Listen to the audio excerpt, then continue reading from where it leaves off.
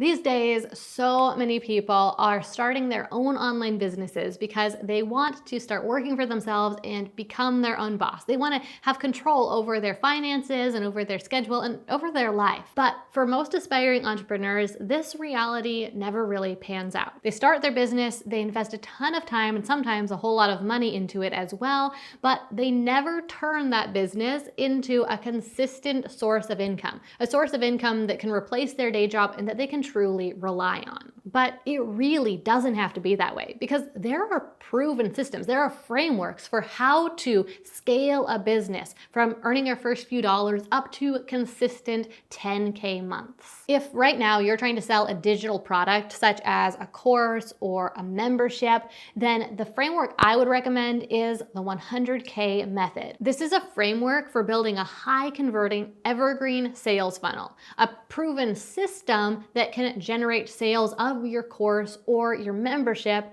around the clock without you having to be directly involved. And there are two things that really set the 100K method apart. One is that it's based in deep sales psychology, which allows it to convert at much higher rates than your typical evergreen sales funnel.